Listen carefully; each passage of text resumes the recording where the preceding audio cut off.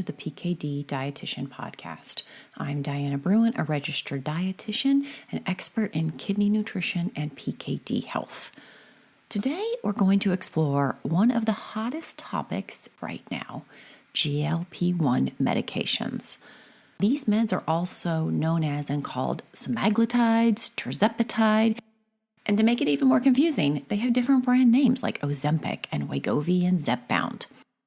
And unless you have been completely off the grid, you have seen folks online or maybe even in person talking about their weight loss taking these medications or perhaps their better blood sugar management. I bet you didn't know that there's also research around heart health and even kidney protection when it comes to GLP-1 meds. So today we're going to get into it, a little bit of the science, a little bit of my personal experience working with clients on them. We're going to look at what GLP-1s and GLP-1 meds are and even how they work in the body. I'm going to touch on what research shows around their benefits for kidney health. I'm going to briefly touch on who might qualify and benefit from using them. And of course, get into how PKD factors in and what the science shows. And stay to the end because, of course, I'm going to let you know my personal experience as a PKD dietitian after working with several clients using GLP-1 meds for weight loss support and coordinating with their nephrologist. For the sake of making this episode easier to follow, I'm going to refer to the whole group of meds as GLP-1 meds. So what exactly is GLP-1? GLP-1 in our body is a natural hormone and your body makes it. Everybody's body makes it. It is released generally after you eat. But here's the kicker. This GLP-1 hormone doesn't last very long, only about 2 to 3 minutes. Now, hormones function in our body as messengers and they send signals to other body parts. GLP-1 is a hormone, so it sends specific signals. And I will get into these signals and messages in a little bit because that is what is important to know when it comes to understanding how these meds work. GLP-1 is the natural hormone, and GLP-1 meds, the actual long name for that is glucagon-like peptide 1 receptor agonist. As you can see, it's a mouthful, so just GLP-1 meds. That's essentially a long way of saying that these medications act and function like that natural hormone. They bind to the specific hormone receptors, meaning that they act like those hormones in the body. And the GLP-1 meds come in 2 main forms. The primary one is a shot form. Folks on it take it once a week because it is long-acting. And then the other form, which has newly been released, is a pill form, which people take daily. There are GLP-1 receptors all throughout your body. There's some in the brain, some in your gut, and even some in your kidneys. And I'll come back to that kidney part in a minute. GLP-1 meds were first studied over 20 years ago and used to treat diabetes. So they've been around for about 20 plus years. Of course, there's a lot of new and different ones on the market now. And the reason that they were first looked at for diabetes was because they help regulate blood sugar and the release of insulin, both super important for diabetes. What they noticed, though, was that people who were using them expressed decreased hunger and eventually saw that their weight started to come off desired weight. So then they studied GLP-1s for weight loss. And this is probably the main reason that you've heard of them because they're everywhere today. You know, I even saw advertisements for them dominating the Super Bowl commercials. This is how GLP-1 meds work as a tool to support weight loss. That signal that they send, well, there's a couple of them. The first is they send a signal to the brain that turns down appetite, so it reduces hunger. A lot of folks will express this as reduced food noise, that always thinking about food or being hungry or the need to eat something. They also send a signal to the stomach that you feel full quicker, so you have better satiety. And they also send another signal to the stomach that slows how quickly digestion begins and the stomach empties. So folks taking GLP-1 meds experience less hunger, fewer food cravings, and increased fullness. And the result ultimately is that they eat less. They are less likely to overeat, and they have fewer calories coming in. All of this combined leads to weight loss. When it comes to GLP-1s and weight loss, I like to think of them as weight management hormone replacement therapy. For clients that I have worked with who have PKD and are using GLP-1s as a tool in their weight loss journey, I find that it creates the space to be intentional about nutrition, and it gives them the room to focus on creating healthy dietary patterns. Now, there's a lot of work that goes into it, revamping relationships with food, plus getting back in touch with body cues to support weight management, and even intentional movement. Bottom line, it's a tool in their weight loss journey. As we know, being overweight or living with obesity has a negative impact on PKD progression and kidney health. And this is a nice follow-up to the last episode that I did around weight loss and PKD health. Check out episode 57. It's called Weight Loss and PKD. Can it slow kidney growth and disease progression? I will link it out in the show notes for you. I dive more into what the science shows and what research shows around this for PKD. It should come as no surprise that GLP-1 meds are approved by the FDA, the Food and Drug Administration, to help treat type 2 diabetes and for folks living with obesity. Now, there are qualifications to be approved for these weight loss management tools. And there's two main criteria. You have to have a BMI of 30 plus, so living with obesity, or a BMI of 27 plus, so overweight with weight-related health conditions such as high blood pressure, high cholesterol, type 2 diabetes, sleep apnea, and even some forms of heart disease. So those are the main qualifications for being approved for diabetes and or obesity. However, there are other diagnoses with brand-specific approvals for treatment.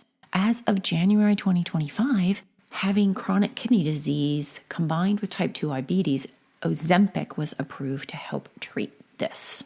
Believe you me, it can get complicated getting the right prescription and insurance approval. I have definitely been in the weeds with clients working through that process before.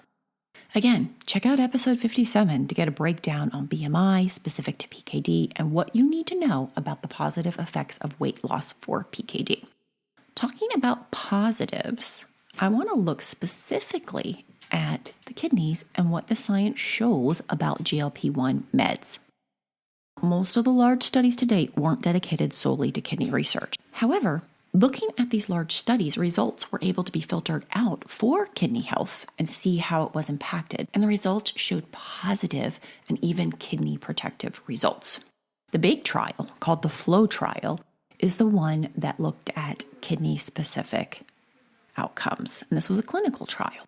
And for those of you interested in more information around the FLOW trial results, I will also link that out, the main publication, in the show notes. And the main GLP-1 that they studied in this trial was Ozempic. And it was because of the FLOW trial that Ozempic became the first GLP-1 med approved to treat people with type 2 diabetes and CKD. Both the FLOW trial and analysis of all those additional studies have shown that GLP-1 meds have both direct and indirect positive impact on kidney health. I want to touch on those both. Indirect benefits, these are the ones that are essentially positives that happened when someone was taking a GLP-1 that trickle down had really good impact on kidney health. One of the biggest drivers of this here is the weight loss, moving from living with obesity to a healthier weight. And when someone loses weight, when they need to lose weight, especially when it's carried around their waist, the kidneys are under less stress and strain. And the body changes that are good for kidney health include the weight loss, less strain on the kidneys, lower middle fat and visceral fat, so less inflammation in the body overall, lower blood pressure, and that is less pressure inside the kidneys, and overall lower inflammation and oxidative stress, so less ongoing tissue damage. If some of these went over your head, absolutely okay. What you need to know is essentially the whole system around the kidneys is working better. So there's less weight, less pressure, lower inflammation, and less kidney damage. And all of this does really tie back to that positive weight loss. But there's also direct benefits that are being shown to the kidneys. And if you recall, I mentioned earlier that there are GLP-1 receptors in the kidneys. And this translates to potential positive benefits directly to the kidneys themselves, irregardless of weight status. What was shown was less protein leaking into the urine.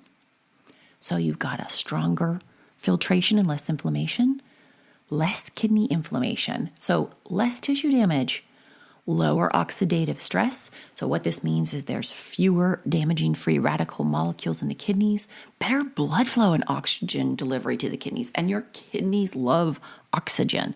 Also, less scarring, so less fibrosis, long-term better kidney structure and function. And we know better kidney structure and function is so important for PKD. So when you put this all together, it looks like GLP-1 medications aren't just helping the kidneys indirectly through weight and blood pressure. They also seem to be calming down some of the actual injury pathways happening inside the kidneys themselves. And it's worth noting that the studies so far have been focused on chronic kidney disease combined with diabetes. But with these identified kidney-specific benefits outside of diabetic disease, these indications are actually currently being studied. So the direct benefits for kidney health. Now, I know what you're thinking. This all sounds great, but what are the risks? Are there any known kidney risks around GLP-1 meds? And the answer is we don't know long term, but so far there's no direct risks identified, but there are some indirect ones. And the most common kidney risk is acute kidney injury. This is generally caused by dehydration. And dehydration for two reasons. One, if someone has a very severe reaction to the meds and they get side effects like nausea, vomiting, and diarrhea. And the other is that along with turning off your hunger, the meds also turn down that thirst mechanism. And these are rare, but it is a risk, especially for people who are not educated on the meds and what to expect in their body and how to be intentional with their hydration, or who aren't working with a healthcare provider for these meds to work well. And then a note from me as an RD, some other risks which may not be specific to the kidneys are that people who aren't being monitored or educated or starting slow and low on these medications do have a risk of rapid and excessive weight loss. The goal is not to eat as little as possible. Know this, these meds are not magic. They are a tool. Taking them does not change what you actually eat. I have seen way too many people who go from overeating not great food to undereating not great food. So just go from larger amount to smaller amount. That is not the goal. Okay, I had a moment there. Let's look at what we know about PKD specifically. The research we have now is predominantly preclinical studies. It is animal models, mouse models. The research shows that the GLP-1, specifically semaglutide, delayed cyst growth in PKD mouse studies because it influenced energy and repair paths in a good way. Very promising information coming out of the animal studies. In the mouse studies, the GLP-1s slowed cyst growth and appeared to improve several energy and inflammatory pathways involved in PKD. This matters because PKD kidneys have altered energy use and an altered metabolism. They also have more inflammation and scarring. So turning down these pathways, changing them for the better is very positive. When it comes to human studies, those randomized control trials that are the golden standards, there aren't any published yet. However, there is an upcoming study that is currently, at this time of the episode release, recruiting patients. The study is the second step after animal studies. And the animal studies being positive, the human study was approved. A little bit for you about the study in case you are interested in learning more or even participating. It's based out of Denver, Colorado.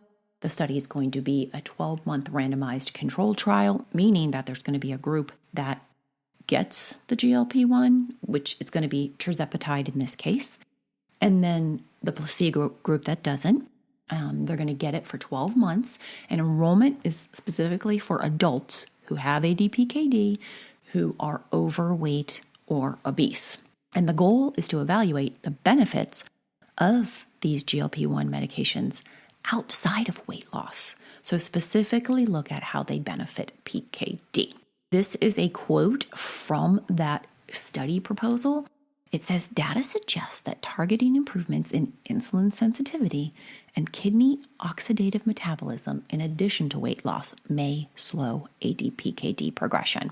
You can find out more about the study and linked out in the show notes.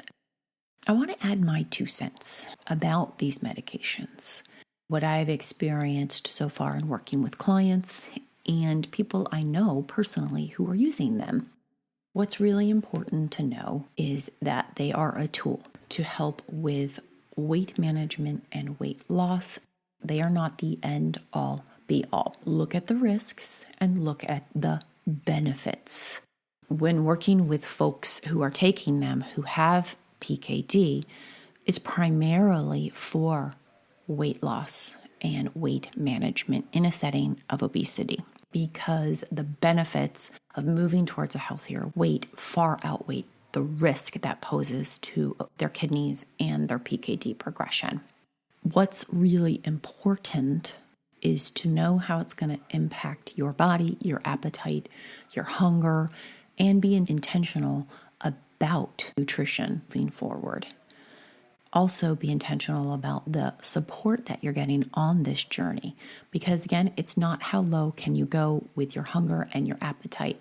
It's about creating space and a tool in order to better nourish yourself and create behaviors that support your health goals. So what you want to know ahead of time is a little bit about what I did today, how they work, how you would benefit, what your risks are. Find a practitioner who is supportive to work with you on this journey. Talk with your nephrologist for additional monitoring if they are open to it. And look into some of the common side effects. I'm not going to cover it here. There are some reported side effects, but what I can tell you is they can be minimal when you are intentional with your eating and your hydration and with how you approach GLP-1 medications. Bottom line, work closely with a doctor and a dietitian, have set goals for healthy weight loss.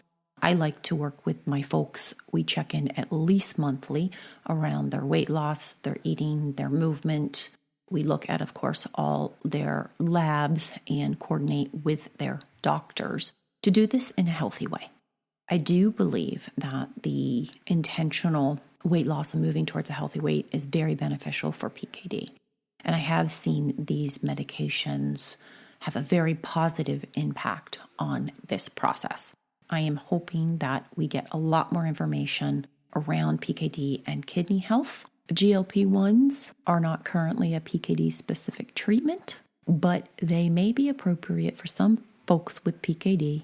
If they are something that is on your radar and you believe that they would benefit your health journey, talk to your dietitian, talk to your nephrologist, talk to your doctor, have a team to support you in this decision and along the path.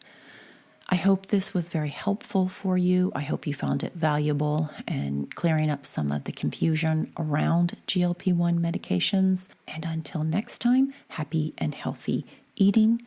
And don't forget, support the show by liking, sharing episode, Make sure to subscribe so that you never miss an episode. And if you'd like to support the show more directly, you can do that via Patreon. I'll link out how you can do that in the show notes.